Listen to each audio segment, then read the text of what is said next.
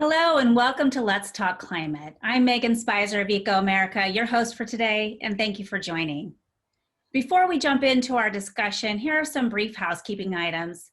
This session is being recorded and will be available on demand for viewing on ecoAmerica's YouTube channel. Please engage with us online using the hashtag Let's Talk Climate throughout our discussion and in the days to come. And please use the chat function to ask questions throughout the webcast. You can send your questions to us by choosing all panelists from the drop-down in the chat box. ecoAmerica staff are standing by to answer any tech questions and help facilitate the Q&A with all of you, which we'll get to in just a bit. Today, we're talking about exercising your right to vote for equitable climate action. Please join me in welcoming our guests, Andrea Hailey and R.L. Miller. The ecoAmerica team is chatting out your bios right now, Andrea and R.L., but I want to thank you both for joining. For those of you who don't know Andrea or R.L., Andrea is the founder of Voteorg. Throughout her career, she has started and expanded many initiatives to catalyze the next generation of leaders and people of color for activism and civic engagement. R.L. Miller is the president of Climate Hawks Vote. She has deep experience helping to make climate change an election issue and post-election issue, and has trained others to advocate for legislation. So thanks again for joining us today. I wanted to let everyone know that today is going to be a little bit different for us. We are going to have a conversation on voting, of course, but we're also going to share some tools and resources to help you vote and help others do the same. So I want to start by recognizing that so many in our country are struggling right now. From COVID-19 to trying to get food on the table, unemployment, hurricanes, fires and floods, structural racism, and a whole host of inequities, including voter suppression efforts, it can be overwhelming. So what we hope today is to offer you an avenue for action so that we can all fully participate in the democratic process of voting as the beginning of an era for equitable climate action. So let's dig in. ecoAmerica's own polls and others are showing that Americans report feeling more concerned about climate change than in previous elections. And 67% are more likely to vote for candidates who support action on climate change. Why haven't recent elections results been more favorable? RL, what do you think? I always begin my climate talks on voting with 3 numbers. And yes, I got involved in this because I'm interested in climate change, but I did figure out fairly early on that our main obstacle to accomplishing what we need to do on climate change is not technological. We have the technological tools. What we lack is political will. And so I always illustrate the importance of voting with 3 numbers. First number is 10 to 15 million, and that is the estimate by Nathaniel Stennett and the Environmental Voter Project of the number of people in the United States who consider themselves hardcore environmentalists. They recycle, they watch Al Gore's movie, they hug trees, they put solar panels on their properties if able, but they do not vote. 10 to 15 million. The next number is 300,000, and that is a sampling from one of the very large national green groups that's been around for decades. You recognize their name, but friends of mine who at that organization sampled a million people on their email list and found that of those million people, matching them to the voter file, 1/3 of them, 300,000 people, did not vote in 2016. Fact number 3, 100,000. That is the number of people by which Trump won the election in 2016 by less than 100,000 votes in 3 states only. So I could talk a lot about why our system seems stacked against us, gerrymandering, voter suppression, the whole 9 yards. But I always begin at home with simply getting people to turn out to vote. Such powerful powerful numbers, RL, and so many local elections as well are decided by a handful of votes, literally under 10. So just another point in that our vote matters. Andrea, part of the reason you started Vote.org is to close the gap on disenfranchisement. Do you believe this is at play? Like part of the reason the numbers, particularly for climate change, are lower than they should be? Well, it's really interesting. You know, I started and founded an organization called Civic Engagement Fund in 2016, and that organization was dedicated to looking at young people and people of color and what the barriers to voting were and kind of what was happening, because we know that nationwide 100 million people did not show up to vote, didn't feel like their vote counted in the 2016 election. And now in my role as CEO of Vote.org, we're a nonpartisan organization where people can register to vote, they can verify their registration status. We have a vote by mail tool so people can put in their requests for vote by mail. You know, we have found that there are significant things that affect voting. Everything from with young people, things like transportation and getting to the polls really ends up being an issue. And a lot of young people really care about the issue of the environment. You know, polling locations are often moved away from schools and making it difficult for young people to vote. Even knowing in this confusing environment, the voting rules and laws in their home states can be confusing. So, you know, access to information is always counted as in focus groups of young people is one of the barriers that they face. And so we've been doing a ton of voter education at Vote.org and a lot of messaging to voters in states like Michigan and Florida to help them navigate this process, especially during a time where we have to walk and chew gum. The rules and laws are actually changing in real time. And so making sure people have access to that information is a real big one. A lot of people, especially younger people, face the barrier of having to work and earn and not being able to leave work or leave their jobs to go vote. And during a time where we know people are facing increased lines and waits and things like that, it can be a real challenge. So we started a program called electionday.org, and we now have 600 companies that have joined to give paid election day off, but also taken the pledge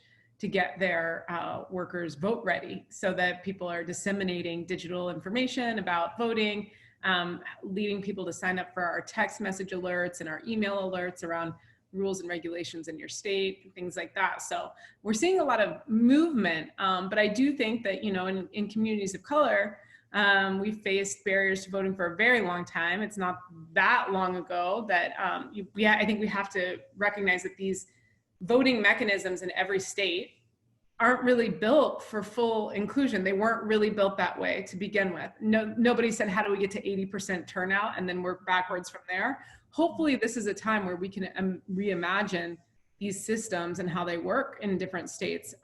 You know, so I think that communities of color face challenges this year. A lot of people want to be able to vote in person and don't trust vote by mail as much. Rightly so. Like, we know that in communities of color, ballots get thrown out at a higher rate in vote by mail, and so than other populations. And so, you know, I think that there are a lot of challenges this year. Having said that, I think what we are seeing is the resilience of the American voter all through the primaries. That's what we've seen at Vote.org. We've seen people standing in lines. We've seen people fighting to have their voice heard, and we've seen over 2 million people request their absentee ballot. Oh, fantastic. And building on that, what you were talking about, every state is different, and some states are harder than others.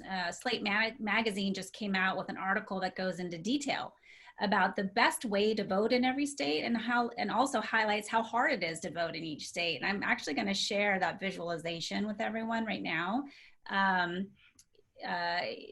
You can see here the map on the screen. How easy is it to vote in your state? I feel fortunate to live in California. It's a green state. It's very easy, but look at how many states are moderately difficult or very difficult. And again, to your point, Andrea, some of those states that really were in the midst of the Jim Crow laws and so forth still are in the red for access and ease of voting. There's a lot of overlap there. So RL, what are your thoughts on this graphic? I know you take a look at state by state voting and deadlines. Any thoughts when you look at this?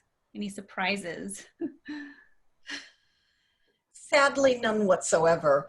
Right when the virus hit in mid-March, I figured out almost immediately that my organization and all those who work in this space needed to pivot to vote by mail.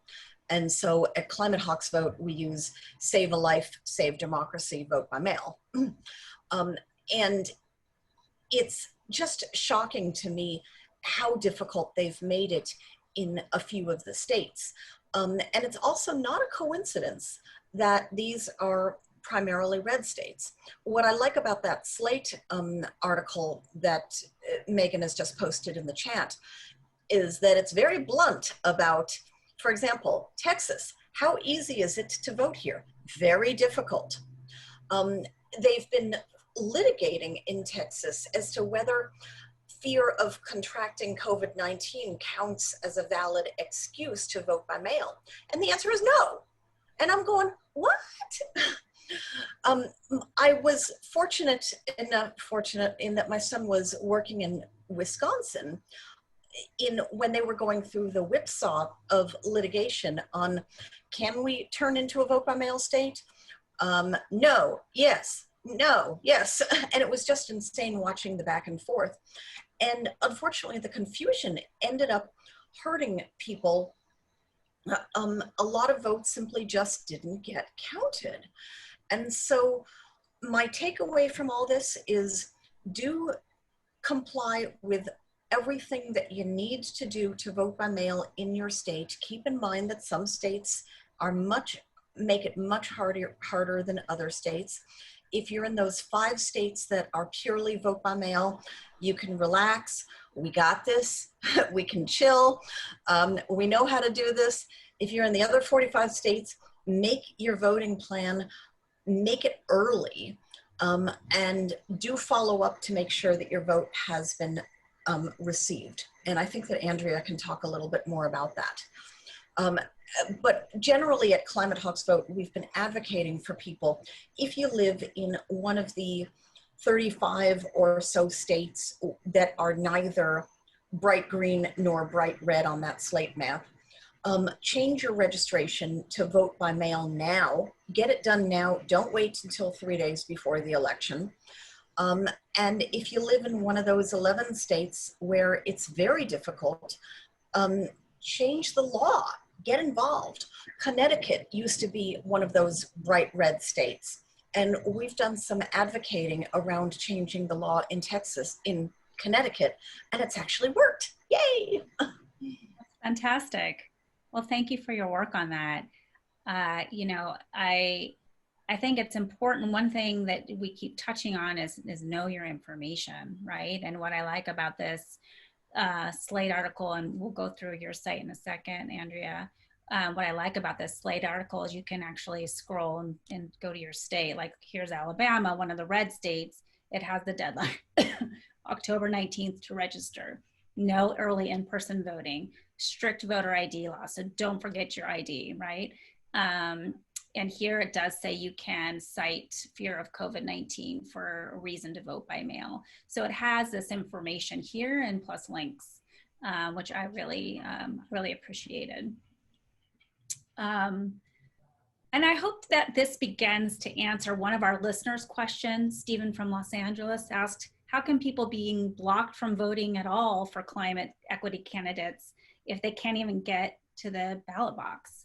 Right. So I think that's somewhat of a rhetorical question, but hopefully, you know, we're starting to answer that question. So certainly I think we're talking about here is the name of the game is, you know, know how to vote in your state, know your deadlines, get out the vote, help others do the same. And it's really about 3 things: register, make a plan, and vote, right? And there's tools for every step in the process. So Andrea, why don't we take a stroll through vote.org? I'd love for you to walk us through it just to see where everything that we're talking about, is in one place. So let me get that going. Here we go. And 1 second. Here we go. All right, so here we have the vote.org website. And what I love about this is, like, the moment you land on it, you've got your days till election day countdown. I'm watching that like a hawk myself. So why don't you tell us about what vote.org offers? Yes, so 60 days, 13 hours, 43 minutes, and 13 seconds. But really important, we put that on there just to keep everybody really, conscious of where we are. But one thing to remember is that in many states, early voting, we're in all 50 states, so we can't put them all on the clock as I would love to, but in many states, early voting will open up before the election. The ability to vote from home will open up, and people can start to turn around their ballots in real time as they receive them. So that's exciting. And then on the site, for our you can register, which takes about 2 minutes. You can check your registration just to make sure that you are on the rolls. If you believe, a lot of people sometimes believe themselves to be on the rolls, but then find out they're not. So it's worth the checking, even if you think you're, already on the rolls. Our vote by mail tool allows you to put your absentee request in. And we have workflows for all 50 states. So you'll just fill out your address, and then we can take you through the workflow appropriate for your state and make it easy. Our goal here with this site is to simplify political engagement, make it as easy as possible. And we navigate a lot of the rules for you so that, you can rest assured that your requests and things are getting in correctly. Now, if you scroll down a little bit longer, we also have an area for pledge to reg. We know this year, a lot of people are going to have eyeballs on this election, and that we have, such a hard time on-ramping young voters into the process. So for anybody in your networks who are currently under 18, they can pledge to register, and then on their 18th birthday, we will text them and take them through the process. We have a polling place locator, and then we just added the Become a Poll Worker tab on the site. We know that there's a nationwide shortage of poll workers this year, and that tab will let you go ahead and fill out your ability to volunteer with the election commission. So that's really exciting. And if you finish all of that and want to link to your census, you can go ahead and click and make sure you fill that out before the deadlines. But those are sort of, we've tried to make a one-stop shop for civic engagement. That's fantastic. And I see here, let's go to the Alabama example as well. You can go straight to your state, right? And do election reminders and get very specific information as well. Yes. Which is great. So here, if you scroll down, you've got all the deadlines, election day results, all the rules, because every state has their different rules. So this is fantastic. I really appreciate you having this. I also appreciate the fact that right up top, it has, if anyone tries to stop you from voting, you've got the hotline for the election protection, which is fantastic because I think people are really worried this year. So thank you. It's just such a different year. And not only do we have to get out the vote, there's so many more hurdles that seems like we need to cross. One of the, things that we're thinking about, of course, is how do we vote climate and how do we know where climate shows up on our ballots, climate change. Another website that I have found has some information on this, and it's called Ballot Ready. So I'm sharing that right now. For me in California, if I take a look at who's on my ballot, I can, for instance, click on House of Representatives. I've got 2 candidates. I can click on that candidate, scroll down, see all their information, but also I can also click on something called Energy and Environment and see where that candidate stands on that, on energy and environment in particular. And if they have specific work they've done in this area, that shows up as well. So I appreciate that as, you know, more as being an informed climate voter. So why don't we go to our next question? You know, for all of us who are set up to exercise our right to vote, what recommendations do you have for us to help others get out the vote? RL, we'll start with you. The first thing is, this sounds like such a cliche, but talk to your friends and family. And specifically, talk to the younger people, the people ages 18 to 30. And right now, because of COVID, we don't have the people from youth organizations standing on college campuses saying, "Hi, are you registered to vote? Sign up here to register to vote." That's what my son was doing in Wisconsin when COVID hit. And now he's unable to go back to that job. So we don't have those people. And so the 18 to 22-year-olds need to be reminded to register to vote. The people who've just graduated college, statistically, when you're 18 or 19, you vote in your very first election because it's a rite of passage, and it's like getting your driver's license and buying your first bottle of alcohol and all of the other young adult things that you do. And then statistically, you get a little bit disengaged. And so the percentage of people who vote ages 24 and 25 is just rock bottom. And then age-wise, it starts going up, up, up until about 60, and then it levels out after 60. So remind the people around you who are ages 22 to 27 to 30 that their votes matter, that they may not think that the system is important, but their landlords do, and their bank does, and their insurance companies, and all of those entities have people and PACs who vote and who donate a lot of money to the political system to make sure that their voices are heard. And the only thing that we've got going on is simply our vote. Mm-hmm. Andrea, So that sounds like your sweet spot, right? Or else talking about the kind of the young adults. Any other recommendations that you have for? Mm-hmm. Absolutely. I think, you know, meet people where they are. It's interesting to see, you know, at the national level right now, get out the vote programs and candidates all around the country are starting to switch where they're talking to people. We just saw a major presidential candidate go on a gaming site and make it so that on that gaming site they can put signs in front of your house, your game house. Like, I think that it's important to reach people where they are. It's why we use text message at Vote.org and have research-backed text message strategies, because we know that younger generation is on their phone, and that, you know, we can't rely on trying to like call people on landlines or things like that when they don't exist anymore to the same extent that they used to. And so I think one of the big things is that, and realize that a lot of the people in your life, if they don't have a history of voting, the traditional infrastructure won't reach them and ask them to, because they're going to the most likely voters the majority of the time. And that means that if you have somebody who just turned 19, much like a credit score, they don't have a voting history, and so they're not going to get that outreach as much. And I think that organizations like Vote.org can be so helpful in providing tools and resources and all of that.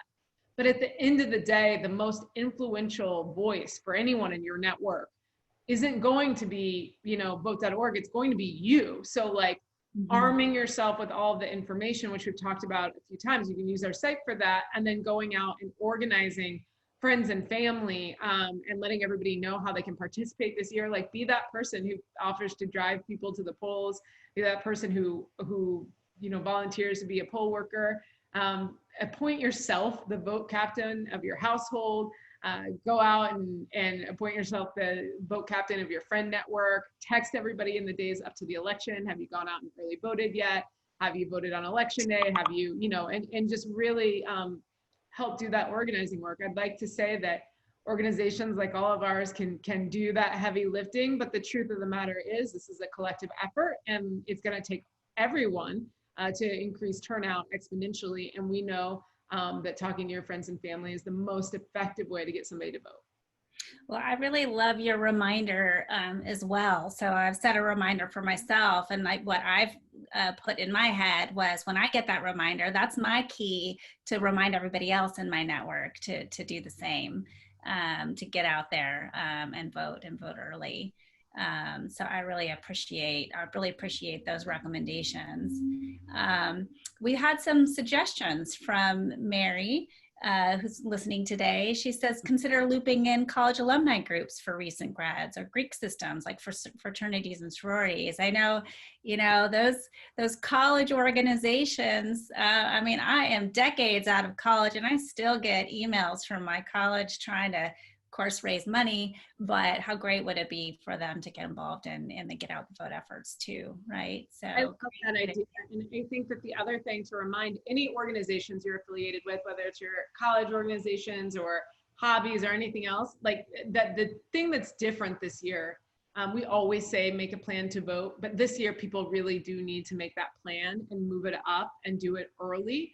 And so one of the things that you can talk to organizations about, especially with slowdowns happening in the United States Postal Service, is you can let people know, hey, don't wait till the deadline. If you're going to vote absentee, go ahead and get that request in now, today, like literally right the second. If you're hearing this, go ahead and request your absentee. There's still time. But in many states, some states will say things like, oh, the deadline is 11 days before election. This year with the slowdowns, if you wait until then, your plan may not work and you may get disenfranchised from the system. And I don't want to see that. And so remind all of those organizations and those networks of people to tell everyone to make their plan, make it early, and provide them with the resources that will help them do so. Fantastic. Fun fact, in North Carolina, which is a critical swing state with a hotly contested Senate race as well as the presidential election, ballots go out tomorrow, Friday, September 4th. That is insane to me, but it shows just how sincere they are about getting ballots in people's hands. So if you're listening to this and you're in North Carolina and you don't have your ballot in your hand by next Tuesday, you can start asking for it. Mm-hmm. Yeah, I mean, you have to be a proactive voter this year, not only voting, but just in keeping on top of all the deadlines and all the new processes that are involved in it. I want to close here, if I may, with a pitch to not just vote climate, but show up for climate before and after the election. Mm-hmm. Am I jumping ahead, Megan? No, go ahead. Okay. You can say this at any time. Okay. Lots of things to do before the election. If you're interested in getting involved for a candidate, you can phone bank, you can text bank. At Climate Hawks Vote, we're using something where you only text your own friends and family, and we give you the message. We use that in Massachusetts because all of the people all of our people in Massachusetts knew that Ed Markey was the guy on climate. They just needed to tell some of their friends who weren't quite as sure. So some of what we're doing is simply reminding your friends to text early, or reminding your friends via text to change their registration to vote by mail. Mm-hmm. For example, Michigan and Pennsylvania have just changed over to a vote by mail system, and they've been pretty good about getting the word out. But if you have friends in Michigan and Pennsylvania, it doesn't hurt to nag them once more. Anyways, so get involved before the election and stay involved after the election also. Don't fall back to sleep. We tend to think that people need to just show up once every 4 years, and if enough of us vote the right way, then we save our democracy. Well, that's not true. Our democracy needs constant saving all the time. And if Biden gets elected, he's going to try to roll back a lot of Trump initiatives on climate. To do that, he's going to need public comments in favor of each rollback, so it'll stand up in court. He's going to need your help. People who don't think that Biden's plan current plans are good enough, needs to speak out and push him to be stronger. Basically, no matter what your issue may be, and I'm only using those as some examples, show up and stay involved after the election. Don't just think that I need to go back to sleep for another 4 years.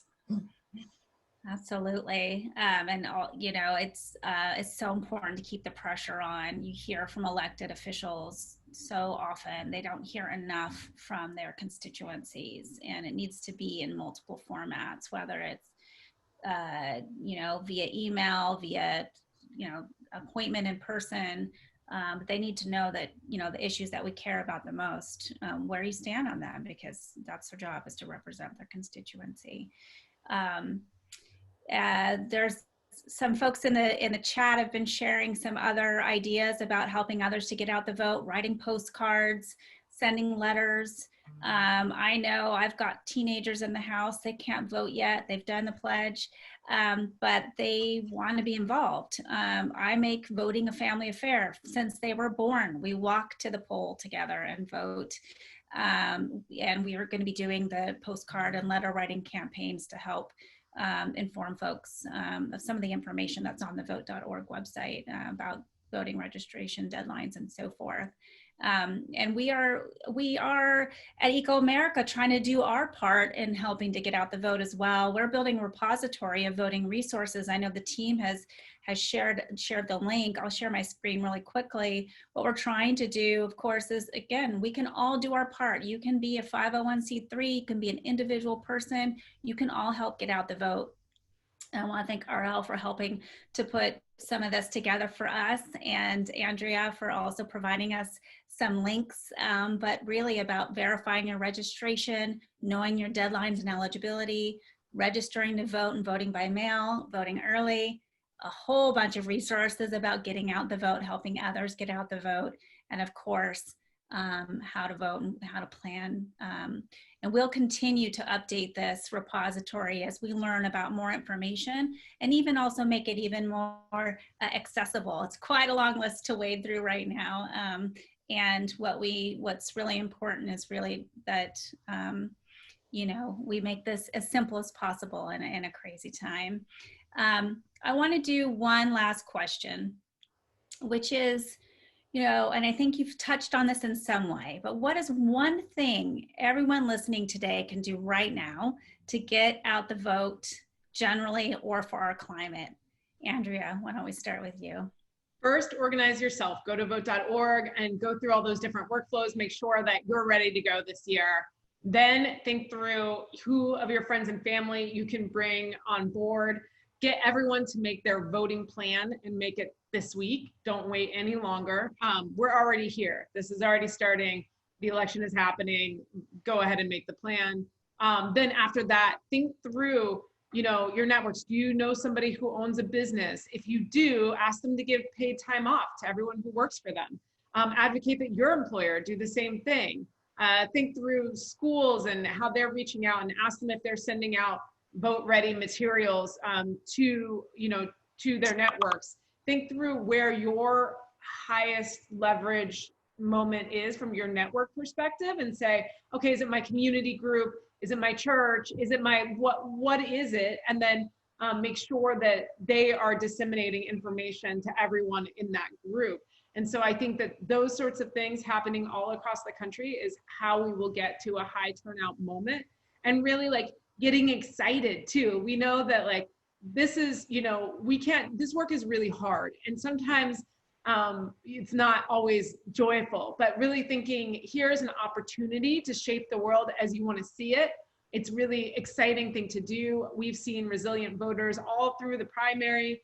We've seen turnout up. We've seen youth turnout up over the last few years. And so there's a lot to be excited about. And I think we have to translate that excitement to the people around us and get ready, and then do whatever it takes to make sure you don't get disenfranchised from the process. Stand in those lines, get your ballots in early if you're voting by mail, whatever it is, like get it done. I really, as you were talking, I was imagining people standing in line and like making it fun, right? Like one of the worst things that is, part of our human condition is waiting in line. But what if we made that fun? Like, and so that people saw it on TV and like, oh, I'm going to go wait in that voting line. That looks like everyone's singing. I don't know. Like, that just came to me while you were talking. About, bring your friends, go at the same time. That is Party. what I plan to do, and I think that's what other people should do too. It doesn't have to be a mundane experience. It can be exciting, and it's the opportunity to shape the world we want to see. Fantastic. And RL, anything to add to that? Just basically, if you're going to be a climate voter, show up for the climate and let people know that you are voting for the climate. Andrea, you did a great job talking about voting in general. I'm now going to turn the focus back to climate. At Climate Hawks Vote, we're going to be unveiling a Vote Climate set of tools that you can use. Some of it is going to be Facebook frames and little twibbons that you can use in social media. We're going to try to work up an Instagram frame. I don't do Instagram. I don't know how to do this, but whatever it takes. Show up, and if you're standing in line, take a picture of yourself standing in line and make sure your friends know that they need to get their butts down to stand in line too if they haven't already. Let people know that you're showing up and that you're a climate voter and that climate matters when you vote. Because the thing that shifts our political system is when people show up at the polls for a specific reason. We saw that in the Massachusetts races. We've seen that in many, many races throughout the country. Show up, speak up, let people know that you are a climate voter. And shameless plug here, sign up for climatehawksvote.com. Here's the button that I wear whenever I'm going out. I'm a climate voter. Love it. I love it. We were supposed to have our big summit this year in person and we had made a bunch of those, but here we are online at this point. So, well, I hope that this episode has lit a fire in each of you listening to exercise your right to vote for equitable climate action and help others do the same. I know I feel more energized and I didn't think I could be. So, but I could talk about this all day, but at the same time, I'm also anxious to get out there and put all this good guidance and tools into action. So I want to thank you both for joining today. We've come to the end of our session. I know that a lot of people have asked for all of the chat resources to be sent back out. We'll make sure that gets back out to you. Thanks so much, Andrea and RL, for joining as our guests today. Your work and your wisdom and your inspiration is energizing for all of us. So, and thank you all for listening, for joining today. Please join me in caring for our climate, for nature and health, caring for each other and ourselves, protecting our democracy, fighting for liberation, and getting out the vote. And please join us next Thursday, September 10th at 2 p.m. Eastern for our next episode, Climate Politics in Your Community, Making It Local. Engage with us online with the hashtag Let's Talk Climate, and be sure to subscribe and follow us for the latest thought leadership resources and episodes on climate action and advocacy. From all of us at ecoAmerica, thank you. Stay well, stay safe, and see you on the 10th. And be sure to vote climate. Thank you. Bye, thanks.